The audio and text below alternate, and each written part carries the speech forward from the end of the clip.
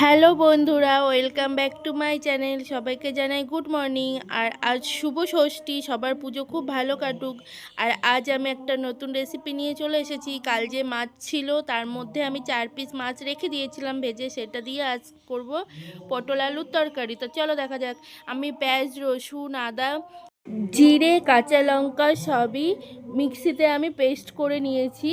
নিয়ে এবার তেলটা গরম করে জিরে ফোড়ন দিয়ে তারপরে আমি সব পেস্টগুলো ঢেলে দিয়ে ভালো করে কষাবো। ওটা 2-3 বার জল ঢেলে ঢেলে ঢেলে ঢেলে ভালো করে কষাবো।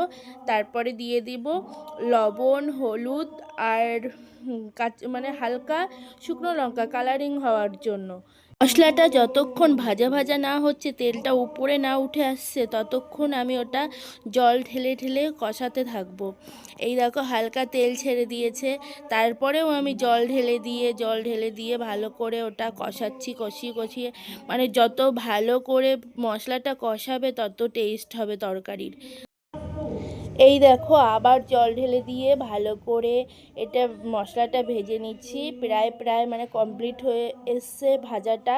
এবার আমি এটাতে সবজি ঢেলে দেবো, পটল আর আলু আর পটলটা ভেজে নিলে টেস্টটা আরও বেশি আসে, কিন্তু আমি কাঁচাই দিয়ে দিয়েছি। দিয়ে ভালো করে এটাকে কষাবো, মশলার সাথে কষিয়ে তাতেই হয়ে যাবে।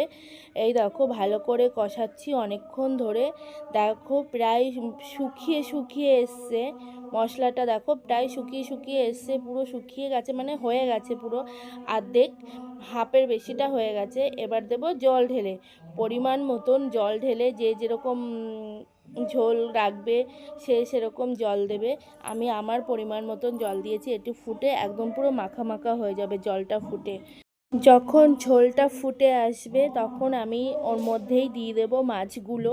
4 পিস মাছ রেখেছিলাম, সেই মাছ 4টে দিয়ে দেবো। দেখো ফুটে এসছে, এবার দিয়ে দেবো মাছ।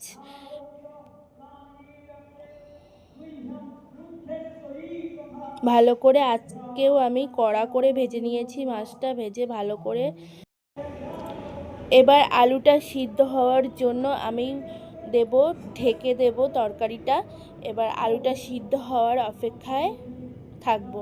এবার এখান থেকে লো ফ্লেমে আমি 10 থেকে 15 মিনিট পরে আমি আবার আগলা করে দিয়েছি। দেখো ঝোল পুরো পরিমাণ মতন হয়ে গেছে আর মাখা মাখা হয়েছে, তরকারিটা কত সুন্দর হয়েছে।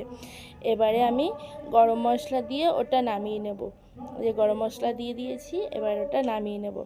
দেখো লোভনীয় হয়েছে খেতে, আমার তো খুব দেখেই খেতে ইচ্ছা হচ্ছিল, কি বলবো। এবারে ভাত খাওয়ার পালা। দেখো আমি ভাত বেড়ে নিয়ে চলে এসেছি। তরকারিটা দেখো কত সুন্দর হয়েছে, একদম পুরো লোভনীয় দেখতে হয়েছে। আমার বরকে আমি দিয়ে দিচ্ছিলাম, আর ওর আজকে একটুও ভালো লাগছিল না ভিডিওর মধ্যে আসা, তাও আমি একটু জোর করে নিয়ে এসেছি। দেখো তরকারি দিয়ে দিয়েছি, আর শুধু বলছিলাম যে একটু খেয়ে দেখো, তাই এত গরম ও হাত দিতেই পারছিল না, তাও কোনো রকম একটু খেয়ে রিভিউ দিয়েছে, বলছে ভালো হয়েছে।